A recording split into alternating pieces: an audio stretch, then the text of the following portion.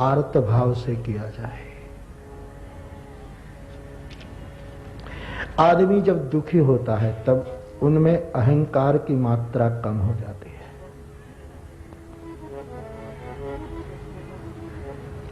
बुद्धि में विनम्रता के अंकुर फूटने लगते हैं। है ये अनुभव आपके?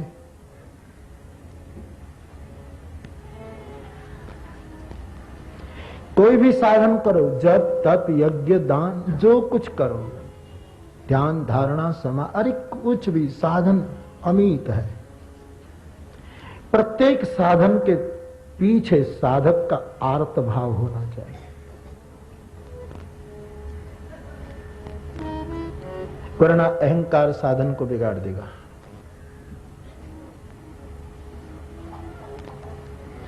मैं तो कहूंगा कि तुम पैसे कमाओ, वो भी आर्त भाव से कमाओगे तो हो सकता है कभी न कभी तुम्हारा पैसा कमाना भी ईश्वर प्राप्ति का साधन बन जाए।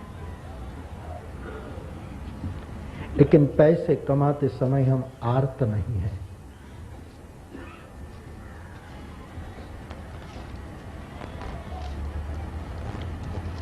कोई भी वस्तु को सत्संग करते करते ऐसा अभ्यास करो कि किसी भी वस्तु को छुओ तो तुम्हें लगे, किसी को आप छुओ तो लगे कि उसमें भी चेतना है।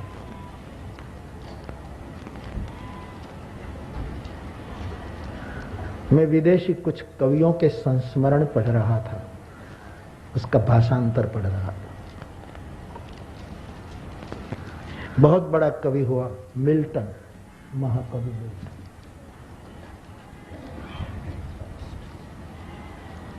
कविताएं बुद्धि से नहीं लिखी उसने, हृदय से लिखी। वो जब दफ्तर से आता था ना तो जूता निकालता था तो गदगद हो जाता। जूते निकालते समय गदगद, जूते को छूने से भी उसको लगता था कि मैं कोई परम को छू रहा हूं। बड़ा प्यारा कवि हृदय रहा होगा। हम जूते निकालते तो फेंकते हैं। जिन्होंने तुम्हें आज तक कंटकों से बचाया है, इसको हम फेंक देते, घा कर देते। महाकवि मिल्टन इस देश में होता ना तो उसकी और शोभा बढ़ जाती। हाँ, उसको पढ़कर मुझे ऐसा लग रहा कि इस देश में कई कवि विदेश में ऐसे हुए हैं कि जो इस देश में होते तो परमहंस कहलाते, लेकिन भूमि बिलग थी ना इसलिए मार खा गए बेचारे। और व्यास गादी उसको इसलिए याद कर रही है कि उसका भी सम्मान हो जाए। तुम कुर्ते फेंकते हो, तुम टुवाल फेंकते हो।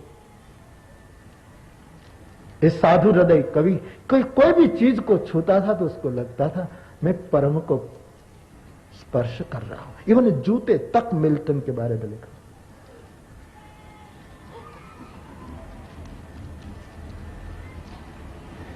कोई भी वस्तु को इस भाव से किया जाए, गदगद भाव से किया जाए, आर्त भाव से किया जाए। तुमने कभी पैसा कमाने में अर्थ भाव रखा कि गदगद भाव से मैं कमाऊं, मेरे नौकरों को सुख मिले, मेरे परिवार को सुख मिले, मेरे देश को सुख मिले, मेरे संसार को सुख मिले, मैं ज्यादा कमाऊंगा, ज्यादा बांटूंगा, सबका मैं एक भागीदार बन जाऊंगा। ऐसा कभी सोचकर गदगद भाव से नहीं कमाए। हम मालिक बन जाएं, हमारा स्वामित्व सिद्ध हो, इसलिए पैसों ने तुमको मारा है। साधु भी पैसा नहीं रखता भाई। आश्रम चलाना होता है, गौशाला चलानी होती है, छात्रों को पढ़ाना होता है, अन्न क्षेत्र चलाना होता है, दान दक्षिणा देना लेना ये सब होता है, तो पैसे की जरूरत नहीं पड़ती, रोटी खिलानी।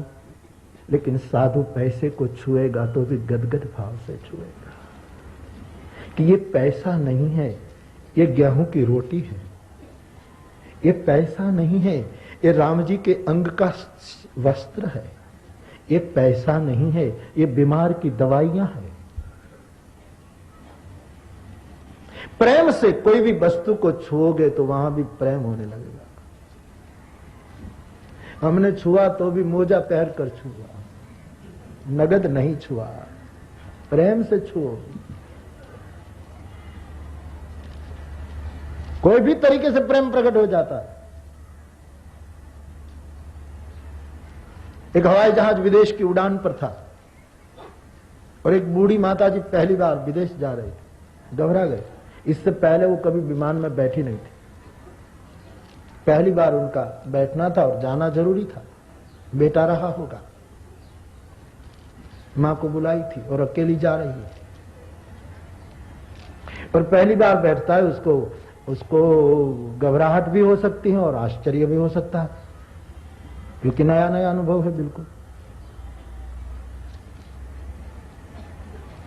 हमारे वहां सौराष्ट्र में लोग विनोद में कहते हैं कि एक आदमी पहली बार विमान में बैठा तो विमान की खिड़की से वो देख रहा था, तो कहने लगा दूसरे को, अपने साथी को, क्या हा कितना ऊंचा उड़ गया प्लेन कि मनुष्य सब कीड़े मंकोड़े जैसे लग रहे हैं। तो बगल वाले ने कहा, कीड़े मंकोड़े ही हैं, अभी उड़ा ही नहीं है।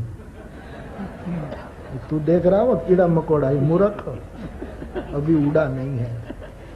वो कह रहा है मनुष्य कीड़े मकोड़े जैसे दिख रहे हैं, इतना उड़ गया। बूढ़ी माता जी घबराई थी, नर्वस हो जा रही थी। प्लेन उड़ान पर था। एयर होस्टेस ने देखा, सीट बेल्ट बांध दिया और बगल में आकर बैठ गई। मां के सीने पे अपना सर रख दिया उस एयर होस्टेस ने, ताकि उनकी धड़कन को थोड़ी राहत मिले और आत्मीयता मिले। और जिम्मेवारी भी थी उनकी कि मुसाफिर को कोई तकलीफ न हो। तो ऐसे जवान लड़की मां की तरह मां समझकर उनके सीने पर सर रख करके उसको दबाए रही थी कि उसको हड़बड़ी न हो, कोई तकलीफ न हो। विमान अपनी सही उड़ान पर आ गया, ऊंचाई पर और रफ्तार पर, और उसका एक एक प्रकार की आवाज अब स्थिर हो गई। एक प्रकार की आवाज अब हो गई, क्योंकि एक उड़ान एक ऊंचाई पर पहुंच गया। तो माता जी को तो बड़ी राहत हो गई, लेकिन वो समझी नहीं। जब सब ठीक हो गया तो वो एयर होस्टेस वहीं से उठी, तो बूढ़ी माता जी ने क्या कहा, बेटी घबरा जाओ ना तो फिर मेरे सीने से लग जाना। मेरा बाप, मेरी बेटी, घबरा जाओ ना तो मैं बैठी हूं मेरे, क्योंकि प्रेम से तुम जहां छुओगे तुम्हारे लिए मोहब्बत प्रकट हो जाएगी। तुमने छुआ ही नहीं प्रेम से। साधु पैसे को छूता है तो प्रेम से छूता है, तुम कृपणता से छूते हो, तुम स्वामित्व के भाव से छूते हो, इसलिए संपत्ति तुम्हें लात मार रही है। और साधु के श्रीयाम पादुका, उपनिषद कहता है श्री उनकी पादुका बन जाती है, उनके पैरों के नीचे आ जाती है। श्रीयाम बड़ा अद्भुत सूत्र है उपनिषद का। श्रीयाम पादुका पदत्राण बन जाती है, समृद्धि पीछे पीछे आती। व्यास जी तो कहते हैं संपत्ति का कोई मालिक हो ही नहीं सकता, करीब करीब चौकीदार हो सकता है, रखवाला हो सकता है, मालिक कैसे बना जाए? मालिक तो वो है जिसने दे दिया, नौकर वो है जिसने पकड़ रखा, दिया और आया मालिकत्व। सच्चा मालिकपना तो तभी आता है जब दे दिया। और अब खबर है आपको कि तुम मालिक तभी कहलाते हो जब तुम देते हो। तुम देते नहीं तब तक किसी को पता ही नहीं कि उनके पास है। लोगों को पता तब लगता है कि उनके दिया, तो लगता है कि हाँ वो पैसा वाला है। तुम्हारा पैसे वालापन भी तभी सिद्ध होता है जब तुम दिए जाते हो। और फिर कोई गदगद भाव से दे तो यज्ञ हो गया। दान में दिया हुआ और अग्नि में होमा हुआ कभी विफल नहीं होता, कभी निष्फल नहीं होता। मुझे बहुत अच्छी लगी, मैं संस्मरण वो पढ़ रहा था। मिल्टन जूते को छूता है, हम शालिग्राम को छूते हैं तो भी गदगद भाव नहीं। कमाल है। हम श्री कृष्ण के पैर को छूते हैं तो भी कठोर कठोर है।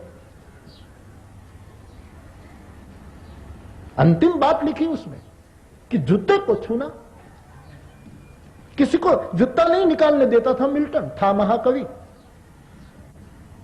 खुद बड़े प्यार से छोड़ता था और जूते को ठीक से रखता था। हर चीज प्रेममयी बन जाती है जब ऐसा हृदय हो जाता है। भरत जी का हृदय देखिए, इसलिए चारों ओर अनुराग उमड़ रहा है, चारों ओर अनुराग उमड़ रहा है। ये प्रेम देवता की महिमा थी। प्रेम से जब छुआ जाए तो क्या नहीं होता।